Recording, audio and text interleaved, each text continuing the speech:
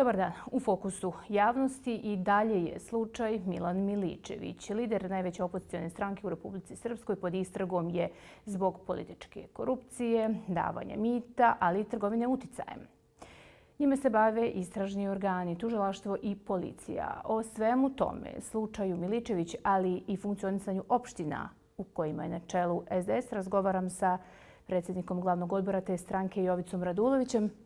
Gospodine Radulović, kakva je situacija u slučaju Miličević? Očekujete li da će lideru vaše stranke biti određen pritvor? Prije svega pozdrav i hvala na prilici da možemo danas da govorimo o veoma važnim temama za Srpsku demokratsku stranku, ali i generalno javnost u Republici Srpskoj i Bosni i Hercegovini.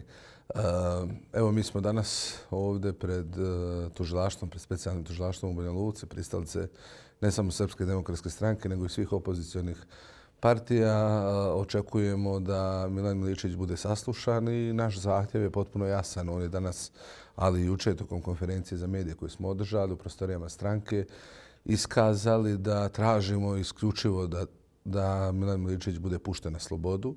Bez obzira na postupak koji traje, dakle, tražimo da on, ukoliko tužilaštvo odluči da nastavi i da ima elemenata nekih, dakle, mi se ne miješamo u odluku tužilaštva, ali tražimo od tužilaštva da Milan Miličević bez odlaganja, a nakon što bude saslušan pred tužilaštvom, bude pušten na slobodu. To će mnogi protumačiti kao pritisak na pravosuđe.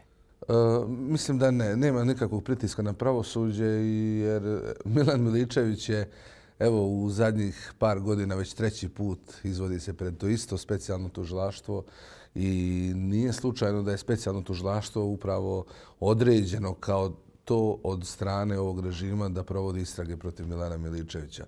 Moramo da znamo prije svega da se radi o lideru najjače opozicione političke partije, čovjeku koji je beskompromisan borac za prava običnog čovjeka, čovjeku koji već četvrti put pobjeđuje u Tesliću za načelnika, sada za gradonačelnika Teslića, lideru koji uživa veliko povjerenje građana i koji može da bude opasan i koji jeste prijetnja za naredne opšte izbore u Republici Srpskoj. Vi, dakle, tvrdite da Miličević nije kriv za političku korupciju? Apsolutno. Apsolutno. Kako je ona došla Svako onaj ko poznaje Milana Miličevića, to će vam sa sigurnošću tvrditi. Kako je ona došla do prekompozicije te skupštinske većine u Tesliću, prelaska odbornika SDA? Pa vidite, nije to samo pitanje Teslića. Evo, ja sam u Modriči biran ponovo za drugi put za načelnika opštine Modriča i mogu da vam kažem da ni u jednom mandatu na samom početku nisam imao skupštinsku većinu. Ali odbornici koji čine na početku opoziciju... Kako ste je dobili? Šta se nudi za to? Vidite, ne nudi se ništa. Nudi se jasan program i vizija šta se može uraditi i zato se traži podrška tih političkih partija. U Tesliću je, dakle, već nekoliko mjeseci funkcionisala, po znacima navoda, ta opoziciona prema načelniku skupštinska većina koja građanima Teslića nije mogla da ponudi ništa. Nudili su samo obstrukciju, nerad i blokadu gradske uprave Teslić. Nasuprot toga, predsjednik Miličević, odnosno gradonačelnik Miličević je iza sebe ostavio jasne tragove u 3 mandata i logično je nakon što je obavljao razgovore sa odbornicima koji su vidjeli da SNSD sa svojim koalicionim partnerima ne nudi ništa, a građanima opštine Teslić odlučili da podrže ispravnu politiku. Šta je sa, u medijima smo čuli, a i saopšteno je iz tužilaštva i policije da je pronađena određena svota novca. Ono što nije rečeno jeste da li je taj novac ima porijeklo ili je možda označen na neki način, pa da postoji dokaz da potiče iz ovog konkretnog navodnog krivičnog djela. Mi sad u ovoj fazi, sad govorim kao pravnik, mi u ovoj fazi ne bi trebali da komentarišemo istragu, istražne radnje. Ono što možemo da znamo jeste samo na osnovu onoga što je predsjednik Miličević izjavio kada je bio izvođen iz kuće, kada se obratio kratko prisutnima u Tesliću u dvorištu i tada je rekao, dakle, odakle je porijeklo tog novca.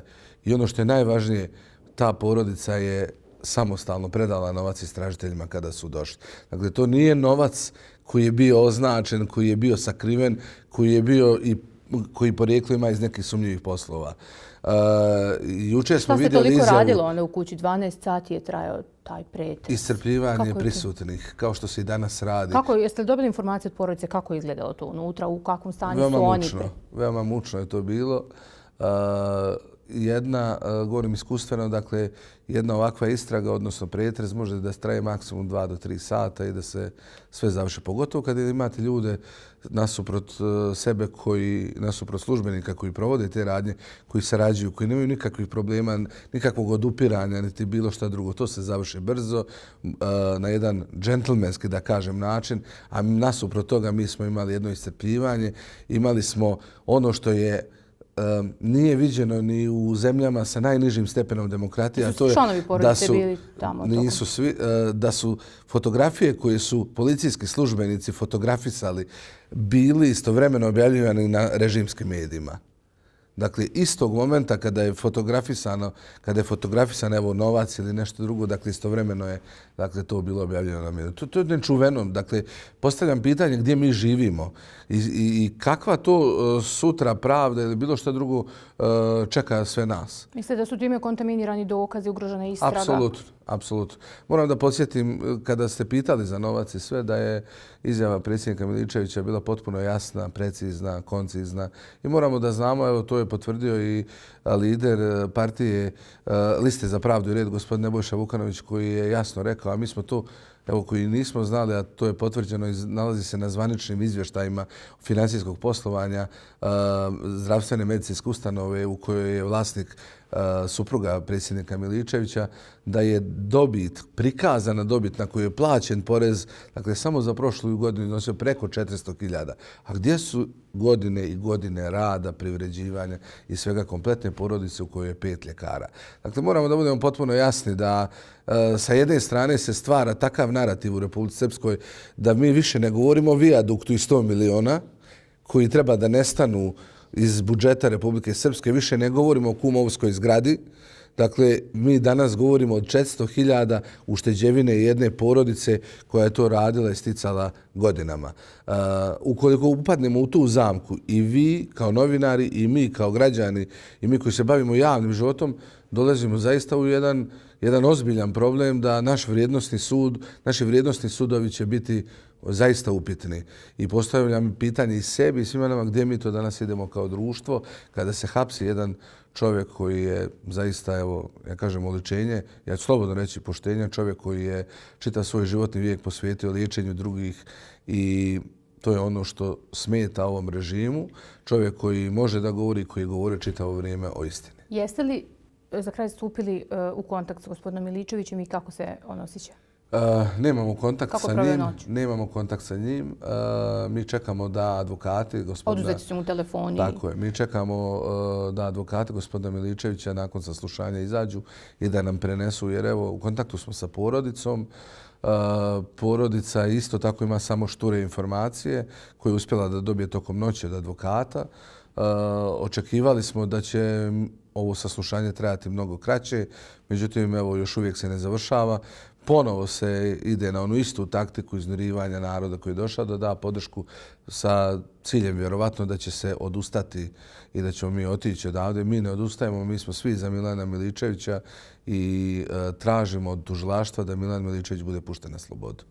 Vi ste načelnik Modriče, pomenuli ste to i bilo je situacije kada imate i nemate skupštinsku većinu i situacija kada imate i nemate saradnju sa vladom Republike Srpske. Kako je biti opozicioni načelnik, opozicioni, dakle, razumijete šta kažem, i biti funkcioner vladajući u lokalnoj zajednici? Znate kako je biti opozicioni načelnik ovako kao Milan Miličević? Dakle, povlačite se po sudovima, krivične i anonimne prijave su nešto što je postalo naša stalna svakodnevnica i ja moram podsjetiti da sam za isto djelo, dakle, bio pozvan pred Ministarstvo unutrašnjih poslova ovdje u Banja Luci gdje sam dao izjavu, nisam prošao u torturu koju prolazi Milan Miličević i njegova porodica, dakle, nego je postupano po anonimnoj krivičnoj prijavi, isto tako za skupštinsku većinu, međutim, nikakvih dokaza, niti bilo kakvih činjenica. Pravosuđe djeluje efikasno u ovim slučajevima. Da, izuzetno. Ja ih pozivam zašto nisu riješili pitanje paljevine automobila gospodina Nebojše Vukanovića, za koji znamo da je ne direktna, ali neposredna, dakle posredna posljedica bilo sve ono i smrt njegove majke i sve ono što se kasnije dešavalo. Dakle, imamo selektivnu pravdu ovdje na sceni i imamo direktan uticaj vladajuće oligarhije na pravosudni sistem. Sve dok se to ne riješi, mi ovdje nećemo imati vladavine prava, niti ćemo imati bilo kakvih stranih investicija. Privreda staje, ja ću reći gotovo je stala i mi ćemo imati sve veći odliv kadrova. A kada ste me pitali kako je to u Modriči, pa moram da kažem da i Modriča kao i sve druge lokalne zajednice u kojima opozicioni su načelnici u odnosu na vlast funkcioniše na bazi i na principu snađi se sam. Dakle, nema tu kvalitetne podrške. Sve ono što mi radimo i što uspijevamo da radimo jeste na osnovu vlastitih kapaciteta sporadična pomoć koja dođe i ako je bude, mi smo zaista zahvalni na njoj, ali ona toliko rijetka jer nema brige o lokalnim zajednicama. Sav teret lokalnih zajednica, odnosno sav teret funkcionisanja je pao na pleća načelnika, odnosno organa lokalne zajednice i nama se sve više i više nameće. Pa evo imamo primjer i kroz zdravstveni sistem. Ovaj prelazak domova zdravlja na budžete lokalnih zajednica jeste da je vlada Republike Srpske izmirila dugove svih domova zdravlja i to je zaista za jednu pohvalu. Međutim, šta dalje sa njima? Sve nabavke onih veoma važnih, a veoma skupih objekata. Hoće li to ugasiti pojedine domove zdravlja? Mislim da će ugasiti mnoge lokalne zajednice. Jer sadašnja situacija u Republici Srpskoj je, vjerujte mi, toliko teška da mnoge lokalne zajednice su u stanju da li dalje mogu da funkcionišu.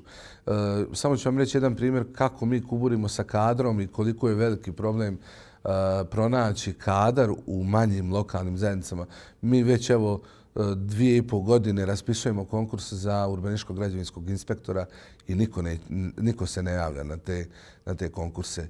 I sve veći problem je odgovoriti na izazove koji stoje pred nama i ukoliko ne bude totalnog zaokreta u sistemu jedinica lokalne samouprave koje su stup i osnov društva, mislim da ćemo imati zaista velike probleme veoma brzo. Šta je sa projektima Evropske unije koja je zavrnula slavinu samoj vladi?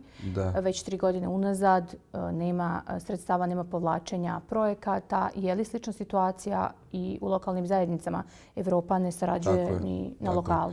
Vjerujte mi, dakle, postali smo taoci ovog sudskog postupka koji se vodi u Sarajevu protiv predsjednika i mi smo zaista sve lokalne zajednice u veoma teškoj situaciji jer mnogi od nas su bitisali na osnovu projekata koje smo ostvarivali od međunarodnih donatora. Moramo biti iskreni i potpuno jasni da je međunarodna zajednica sada već vidljivo i o tome treba javno govoriti, o tome ne treba dakle, bilo šta kriti, bilo kakvu činjenicu da je međunarodna zajednica odlučila da potpuno prekine sve tokove novca finansijske kroz donacije, kroz projekte. I to je potvrđeno iz različitih međunarodnih krugova, što će značiti, izvolite, ova vlast treba da se snađe i da, ako je sposobna, riješi sva ona goruća pitanja u Republici Srpskoj, a ne na tome da se finansiranje penzija i svih onih prava koje su iz oblasti socijalnih davanja svede na to da sav taj prihod sa druge strane prikupimo od različitih poreza na igre na sreću. Dakle, zaista smo postali društvo u kojem ćete doći u bilo koju lokalnu zajednicu i vidjeti prije svega kako nam šljašte, blješte reklame od kladionica, kockarnica u blizini škola, u blizini školskih objekata, preškolskih i slično, gdje je sve manje djece, a sve više naroda u tim istim kockarnicama. Dosta i problema. Ono što se za Modriču veže jeste rješenje pitanja Gudronske jame. Dokle se s tim stiglo? Mi smo nastavili sa, moram da kažem, zaista pritiskom prema Ministarstvu vlade Republike Srpske da se ispuni oni koraci koje smo dogovorili u prošloj godini, a to je da će ministarstvo pronaći inostranog donatora da se riješi pitanje Gudronske jame.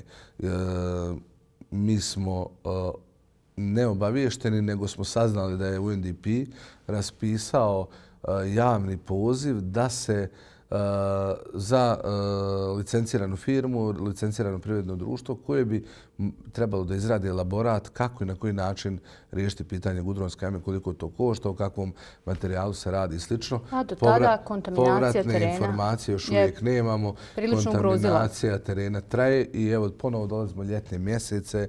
Bojimo se svakako novih izazova koji stoje pred nama.